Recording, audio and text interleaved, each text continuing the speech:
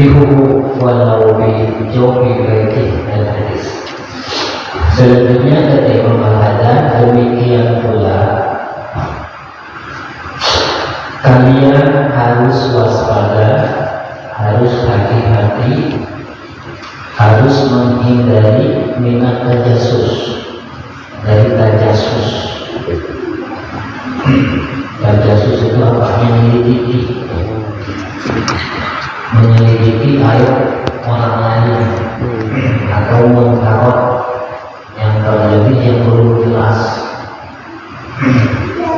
Jadi dalam hal ini kita juga harus paham wajibnya amar ma'ruf nahi munkar itu, wajibnya nahi munkar itu ketika munkarnya ada di hadapan kita, kita saksikan langsung, terjadi langsung di hadapan kita. Kalau misalkan ada berita terjadinya di luar sana, artinya nggak langsung di hadapan kita, kita nggak boleh teliti, diselidik, diteliti, nggak boleh. Maka kata Imam Al-Haddad, demikian pun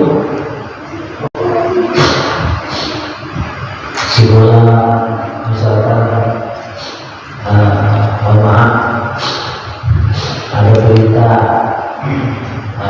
jelek, berita miring tentang si fulan dengan fulana, ya, dengan seorang pria A dengan perempuan B misalkan. Ini cuma baru kabar, lalu kita jadi teliti sampai nyawa detektif misalnya, boleh.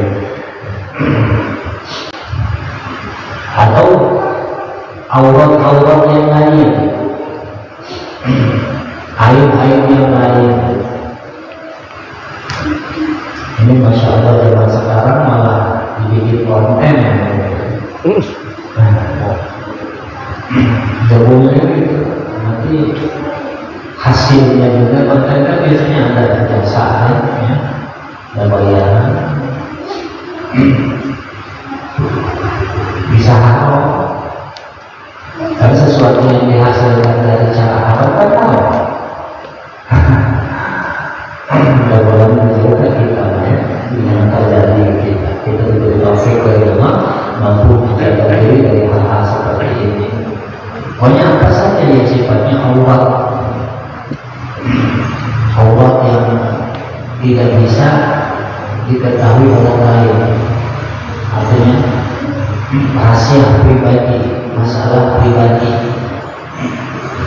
Allah Ta'ala berfirman, wala tajassasu wala taghaffaru wala tahasadu wala tadabbaru.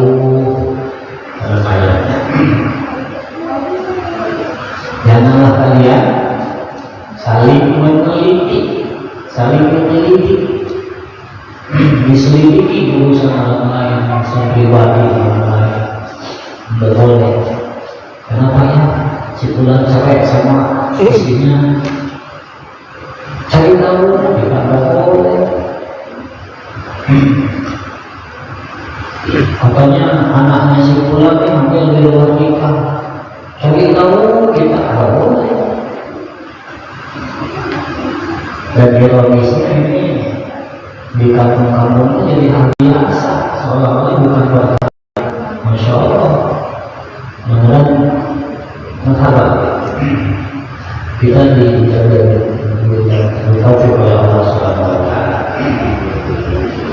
Wa qala alaihi wasallam, dan baginda Nabi alaihi wasallam bersabda, man tatabba'a awrata akhi tatabba'a Allah awrata,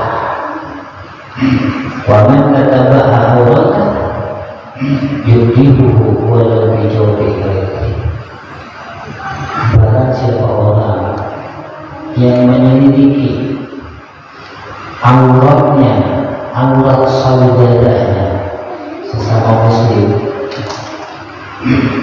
maka Allah akan menyelidiki auratnya, dan orang yang menyelidiki auratnya akan dipermalukan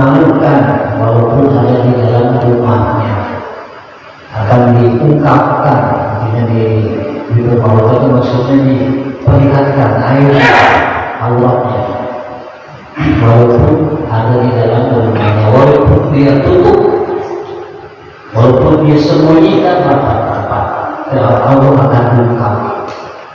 Kalau dia suka menyelidiki Allah saudaranya yang muslim. Zaman sekarang ini dijadikan usaha, dijadikan mata cari duit, insya Allah. Mudah-mudahan kita dijaga di dunia.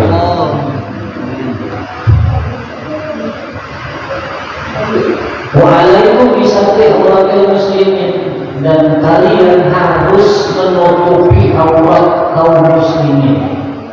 Artinya siapapun dia, selama dia Islam, selama dia seorang muslim, satu agama dengan kita, maka auratnya harus kita jaga.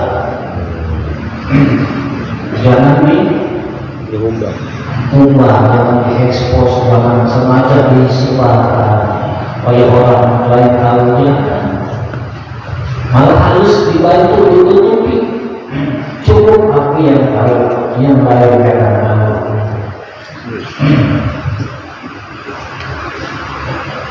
Walaupun antikriha, bahkan menceritakannya pun tidak.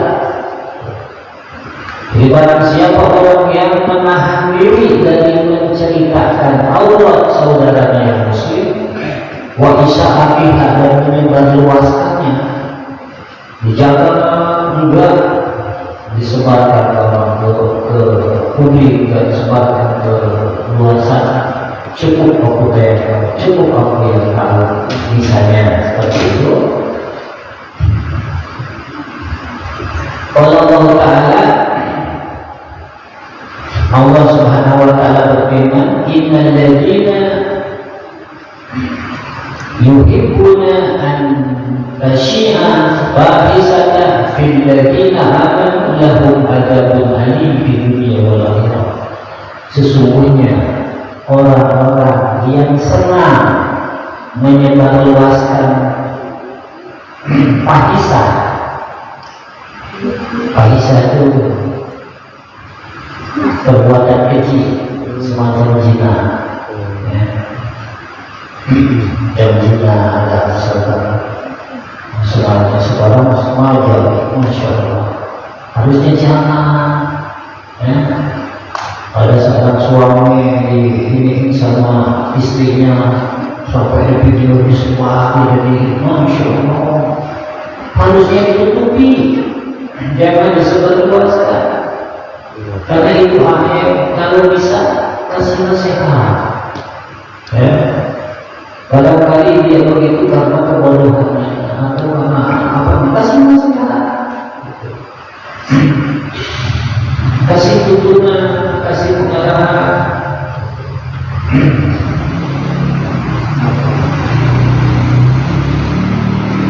Jadi aman, dan yang dieksposnya ini, yang disebarluaskan ini orang-orang beriman, sama sesama mukmin, sesama muslim. Nah, orang yang suka menyebarkan perihal buruk saudaranya yang muslim, aib saudaranya yang muslim, yang seiman, lahu, kata Allah, fi adabin, lahu adabun alim di dunia wal akhirah. Maka orang seperti itu berhak mendapat siksaan yang dahsyat di dunia dan akhirat. Ya Allah yang mengatakan, ini perkataan Allah, firman Allah. Wa qala alaihi salatu wassalam, dan bersabda Nabi alaihi salatu wassalam, satara musliman satara Allah fi dunya wal akhirah. Barang siapa orang yang menutup aib saudaranya muslim, maka Allah tutup aibnya di dunia dan akhirat. Kita tahu perihal buruk antara si fulan, kita tahu, tapi kita itu tadi cukup aku yang tahu, jangan sampai ada yang tahu. Ditahan, bila bisa ditahi, apalagi disebar, enggak. Maka aib kita akan ditutup oleh Allah Subhanahu wa Ta'ala.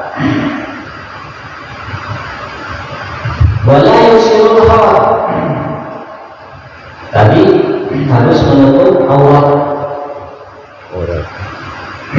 kaum muslimin dan menahan diri dari menceritakan aurat kaum muslimin.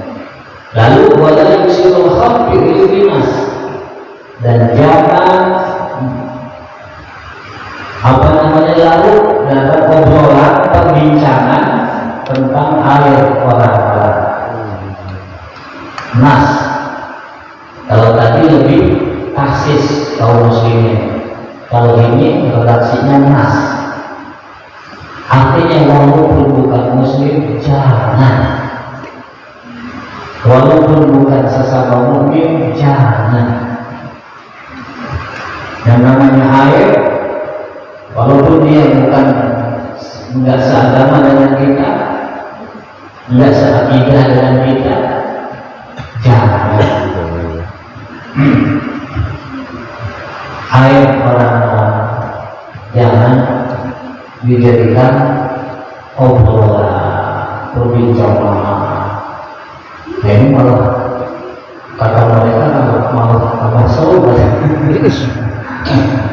Ya karena ini sama setan didukung. Wajib masa bikin dan menceritakan keburukan mereka. Kalau tadi Allah, air berkaitan dengan Allah. Kalau masawi lebih umum, keburukan apa saja, kejelekan apa saja. Wakasbi awalihim, dan jangan menyingkap, bukan ngobrolkan lagi, menyingkap, dibuka, diumbar, ya, dipotong-potongkan, jangan. Semua jalan, ya Allah.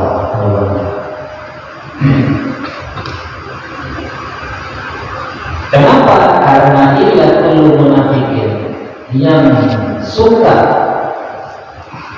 menyebarluaskan aurat orang lain, yang suka menceritakan keburukan orang lain, yang suka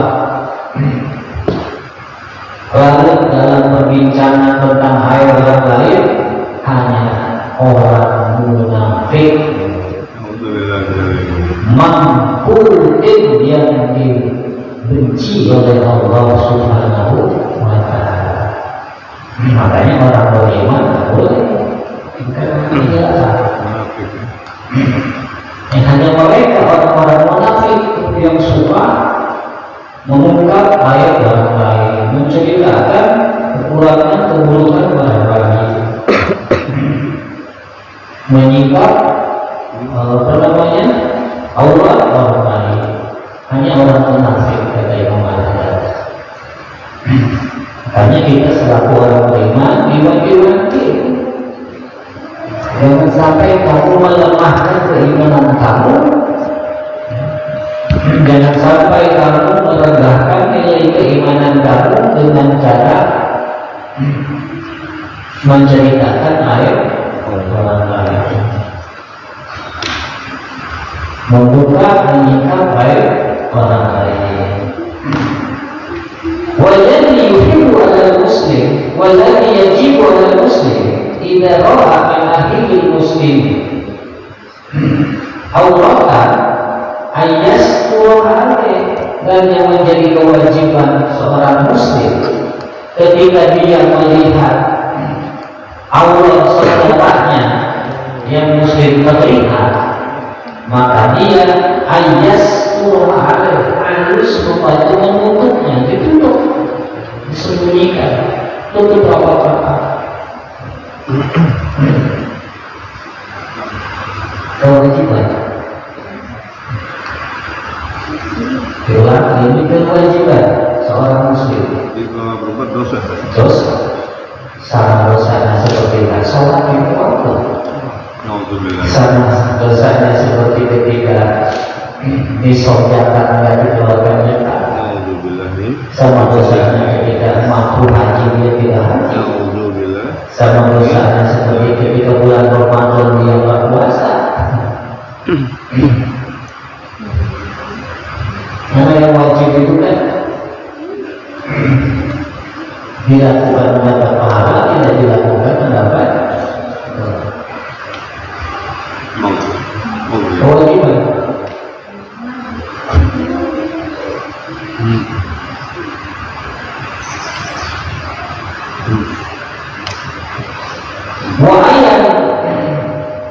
Wa ayun sihahu bisyirik.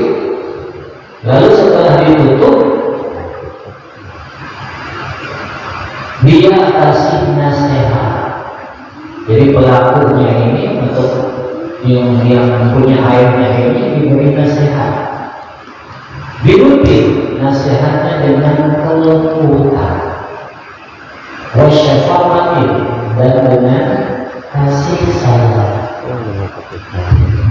Ini sama masuk aku muslim banyak musuh. Senang kalau ada air ini kelemahan saya. Muslim dari mana? Ajaran siapa itu? Tidak akan ada ditemukan dalam ayat Al-Quran ataupun dalam hadis dia membolehkan. Ini termasuk perkara pokok, dalam ajaran syariat Islam.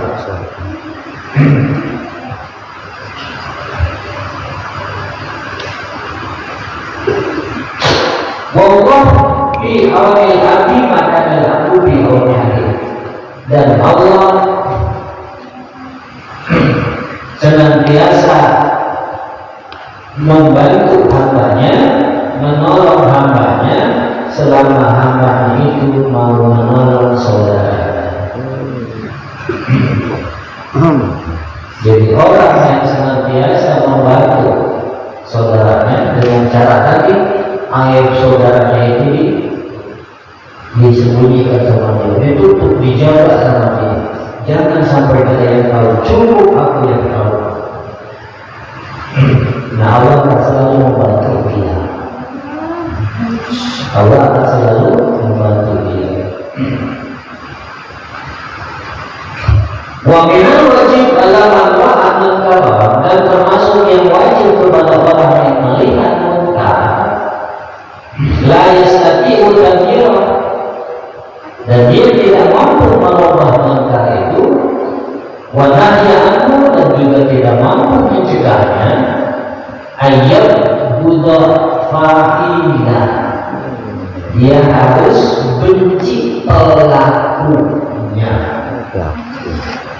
Perhatikan, nominal wajib itu saking satengahnya perkara kang wajib alamat maring wong ro'ah yang melihat. Pokok-pokoknya mubtada'nya ayat buddha fa'ila, dia harus membenci pelaku munkar. Ketika kita melihat munkar dan tidak mampu merubahnya, tidak mampu mencegahnya, karena kita misalkan pelaku munkar itu di luar kapasitas kita, misalnya kita nggak bisa, nah maka yang harus dilakukan wajib bagi kita ayat buddha fa'ila, membenci pelakunya, wayakrahu, dan membenci atau tidak suka, wayakrahu fi'lah biqalbi, dan benci perbuatannya dengan hati, dengan hati.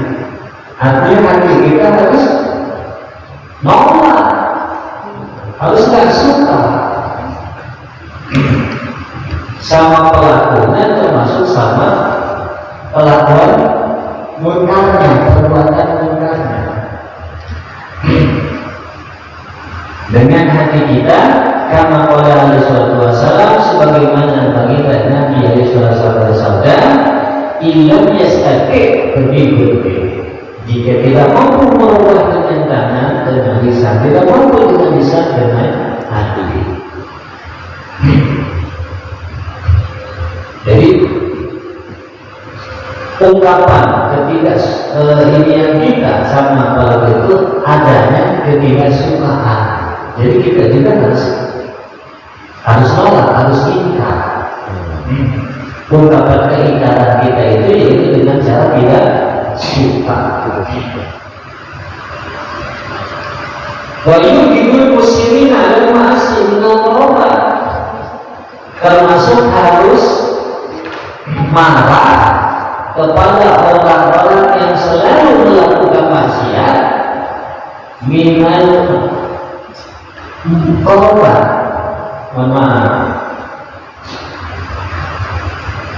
Pelakunya termasuk kerabat. Jadi walaupun dia kerabat kita, walaupun dia paman kita, walaupun dia sepupu kita, bahkan mungkin kakak atau adik kita, kalau dia pelaku maksiat yang terus-menerus dalam tobat-tobatnya dari muda sampai tua, dari dulu sampai sekarang, hati kita pun harus tidak suka, harus marah, benci sama kelakuannya.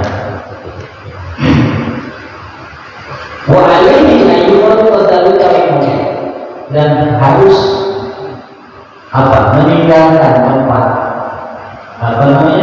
si pelaku ini, menghindar. Fa'inna musyahadatan munkarat wa huduruha bil ihtiyar ghairu sahih.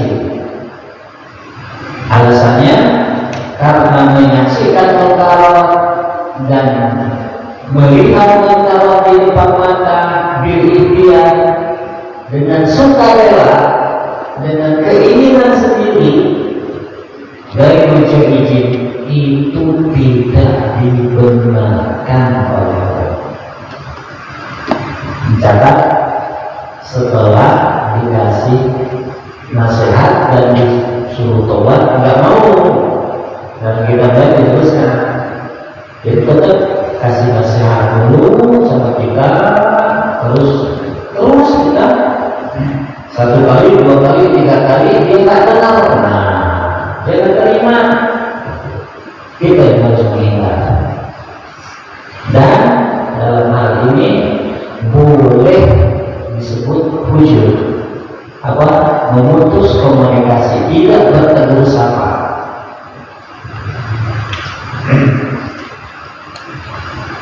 Jadi kau boleh mengatakan, hadis mengatakan kita tidak boleh tidak bertegur sapa dalam 3 hari. Ini dalam pemahaman bukan yang pelaku munkar itu. Ya, kata hadis nggak boleh tidak bertegur sapa dengan saudara muslim melebihi 3 hari. Iya, muslimnya, saudara muslimnya yang bukan pelaku maksiat munkar ini. Jadi kalau yang pelaku munkar bahkan harus tidak. Kenapa? Karena jika tidak, kita kebagian itu. Kalau istilah orang Sunda, kemais termelu,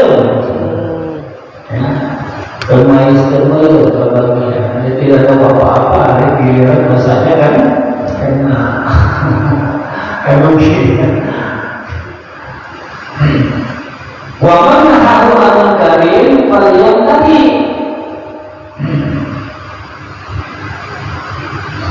Dan orang yang dia cegah dari munkar, saya pelaku munkar, kita cegah, kita kasih tahu, kita kasih nasihat, malam yang tadi, tapi tidak mau menyetop munkarnya, tidak mau menghentikan munkarnya. Wa'asar ala munkari, malah terus menerus.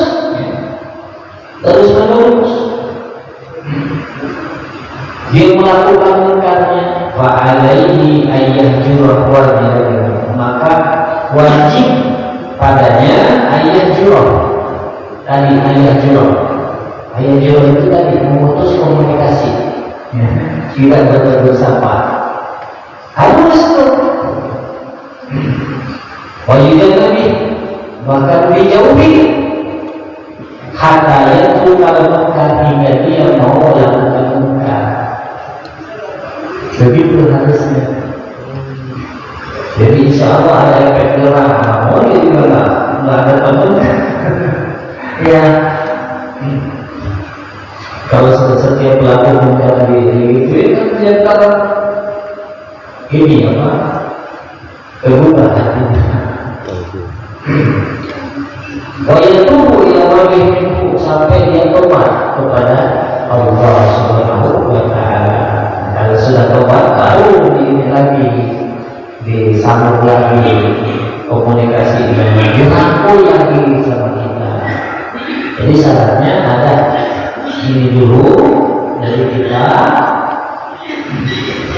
apa namanya nasihat, teguran, dan tetap teguran dengan cara yang halus, dengan cara yang lembut, dengan kasih sayang, bukan dengan cara yang kasar atau arogan misalkan. Dengan halus, dengan kasih sayang. Waqala alaihi salatu wassalam bersabda Nabi alaihi wasallam min hausaki ulil iman al-hub billah wal-hubb billah, termasuk ikatan keimanan yang paling bisa dipercaya, yang paling bisa dipegang adalah kecintaan di jalan Allah dan benci di jalan Allah. Jadi senangnya karena Allah, tidak senangnya juga karena Allah. Yang contoh tidak senang karena Allah, benci karena Allah itu ya seperti ini. Seperti ini. Pada pelaku mungkar gitu. Wajahnya pada hati dan hendaklah waspada, haraplah hati-hati dan sebenar-benarnya man ubira bi ma'ruf, orang yang diperintah ma'ruf, wa nuhiya anil munkar, dan dicegah dari munkar, minal kibri wal dumpah wal rilha. Jahit pelaku munkar ditegur, dikasih nasihat sama orang lain, atau jahit belum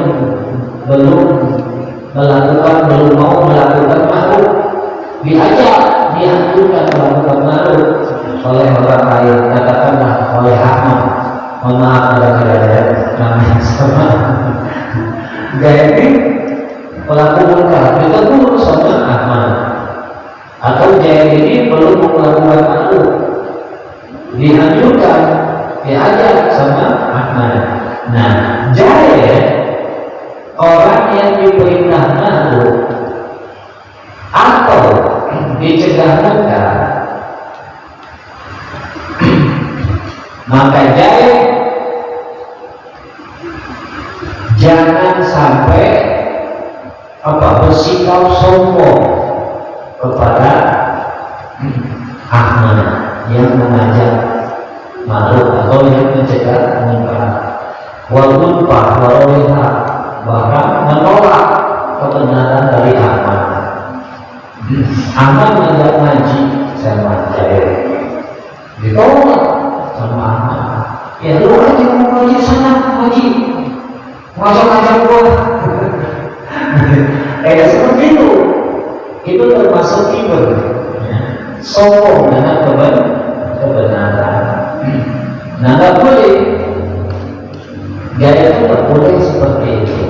Wal arti wanahi, bahkan sampai berani ngomong sama orang yang mengajak ma'ruf atau yang mencegah munkar itu, aneh nafsa, udah urusin diri kamu sendiri, mau ngaji sana, ngapain urusin gua. Nah, nggak boleh seperti itu. Malah dia celaka 2 kali, celaka karena munkar menolak, membangkang sama orang yang mengajak atau yang menegur ngasih tahu. Bahwa mana dari kata al-musarrih di daerah dan sikap-sikap lain atau omongan-omongan lain yang mengungkapkan yang terang-terangan ketidaksukaannya kepada kebenaran, yang semacam itu, semacam kata-kata tadi. Ayo nafsa, udah kamu ngaji aja sana, urusin ini, ngapain macam-macam misalkan. Nah, yang seperti ini tidak sama. Tidak boleh. Fa'inahu yuhsha alaih kita dari minujuri mukhilah. Karena sikap seperti itu bisa jadi Allah turunkan kemurkaannya kepada dia. Wahululi ghadabi alaih, bahkan Allah kontannya, kasih kontan kemarahannya, dibuktikan secara kontan kemarahannya kepada dia. Wa yakunu haluhu kahaliman Allah, dan dia jadi orang sebagaimana yang Allah firmankan di dalam Al-Quran, di dalam firman-Nya, wa idza qila lahu ittaqillah, dan ketika dikatakan kepadanya bertakwalah kamu kepada Allah, dan dia merasa bangga dengan dosanya, fahasbuh jahannam, maka balasan bagi dia adalah jahannam, wala bi'sa biha, dan jahannam adalah seburuk-buruknya tempat. Jadi kalau misalkan kita ini mudah-mudahan hanya contoh saja, andai ada yang ngajak makhluk ke kita atau kita ini,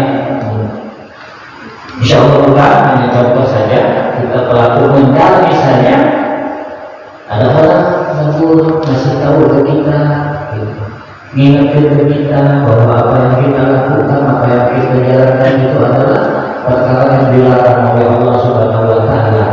Semisal kita belum bisa menerima itu, menerima nasihatnya, setidaknya itu tidak menolak.